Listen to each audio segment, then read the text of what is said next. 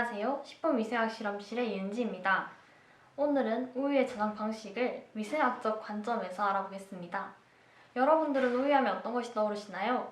저는 우유하면 유통기한이 짧아서 빨리 마셔야 하는 음료라는 생각이 드는데요.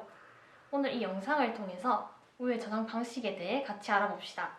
위생적인 저장 방식을 알기 위해서는 미생물의 특징을 살펴볼 필요가 있습니다. 미생물은 환경에 적응하는 유도기를 거친 뒤 세포수가 기하급수적으로 증가하는 대수기에 접어듭니다. 흔히 식품의 부패가 시작되는 지점이 바로 대수기입니다. 대수기를 통해 많아진 미생물들은 영양분과 산소가 부족해지고 대사산물이 축적되어 새로운 세포수와 사멸하는 세포수가 동일해지는 정지기에 도달합니다. 시간이 더 지난 뒤 새로운 세포수에 비해 사멸하는 세포수가 많아지면 미생물은 사멸기에 접어듭니다. 미생물은 다양한 조건에 의해 유도기의 지속시간이 결정됩니다. 먼저 우유는 물 85%, 탄단지 12%, 무기질과 비타민 3%로 구성되었으며 100g의 우유는 66칼로리의 열량을 낼 수 있습니다. 즉, 영양분이 풍부해 미생물의 생육에 적합하며 수분 활성도도 0.993으로 상당히 높습니다. 우유의 pH는 6.7로 약산성 혹은 중성을 띠고 있기에 세균의 증식에 용이합니다. 이처럼 우유는 세균에게도 완전식품이라는 것을 알 수 있습니다. 그렇기에 우유 제조사는 살균을 통해 미생물을 제거한 뒤 판매합니다.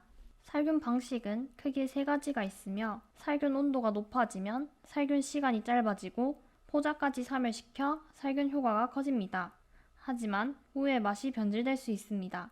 반면 저온에서 살균할 경우 살균 시간이 오래 걸리고 포자의 사멸을 유도할 수 없어 미생물이 자랄 수 있지만 맛과 영양적 손실의 발생을 최소화할 수 있다는 장점이 있습니다. 여기서 유의점. 각각의 살균 조건이 가지는 단점은 우유를 올바른 방식으로 저장 및 섭취할 경우 영향이 미비하기에 본인의 기호도에 따라 우유를 선택하시면 됩니다. 저희는 여러분들께 정확한 정보를 드리기 위해 저장 온도와 살균 방식이 직접 우유에 어떤 영향을 미치는지 실험을 통해 측정해 보았습니다. 실험의 경우 일정 온도에서 일정 기간이 지난 우유를 PCA 배지에 접종하는 방식으로 총균수를 측정하고 이와 함께 pH 대장균 군도 측정했습니다. 보시는 그래프는 총균수를 나타낸 것으로 식품의 부패 정도를 판단하는 지표로 사용됩니다. 그래프를 보실 때 실험 결과는 환경에 따라 결과 차이가 발생하기 때문에 언제 부패가 되는지 보다는 저온 저장이 얼마나 중요한지를 파악하는 용도로만 봐주시면 좋을 것 같습니다. 먼저 UHT 방식의 경우 모든 온도 조건에서 생균수가 측정되지 않았습니다. 앞서 살펴본 UHT의 장점인 포자까지 사멸하여 상업적 멸균을 이뤘음을 알 수 있습니다. LTLT의 경우는 저장 온도에 따라 영향을 심하게 받으며 0일차에서 이미 소량의 미생물이 존재하고 있습니다. 25도의 경우 1일차부터 부패가 심하게 진행됩니다. 10도는 서서히 미생물이 증가하다가 2일차에서 3일차로 넘어가는 단계에서 급격하게 부패가 진행됩니다. 2도는 거의 미생물 수가 증가하지 않았음을 알 수 있습니다. 이처럼 온도가 낮아질수록 미생물의 생장이 저해됨을 알 수 있습니다. pH의 경우 미생물의 수가 증가할수록 낮아지는 특징을 보이고 pH 4 이하가 되면 우유에 카세인 단백질이 응고되는 특징이 관찰되었습니다. 대장균군은 모든 시료에서 측정되지 않았습니다. 정리하면 다음과 같습니다. UHT는 멸균 상태로 처음부터 미생물이 없으며 포자가 사멸되었기에 온도의 영향을 받지 않습니다. 반면 LTLT는 저온 살균으로 일부 미생물과 포자가 생존되어 0일차부터 미생물이 검출되고 이 미생물들은 온도가 높을수록 유도기가 짧아집니다.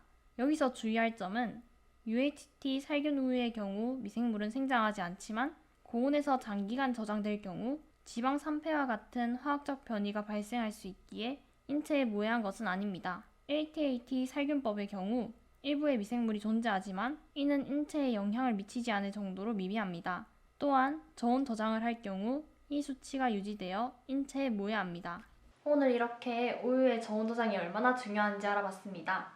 영상을 마치기에 앞서 하나 짚고 넘어가겠습니다. 이번 영상에서는 UHT 방식이 LTLT 방식보다 위생면에서 더 좋은 것으로 소개된 것 같습니다. 하지만 맛이나 영양면을 고려할 때 UHT 방식이 HLT 방식보다 결코 더 좋은 것은 아닙니다. 여러분들은 각 살균법별 장단점을 고려하셔서 현명한 우유 소비를 하시길 권장드립니다. 이상으로 식품위생학 실험실의 이은지였습니다.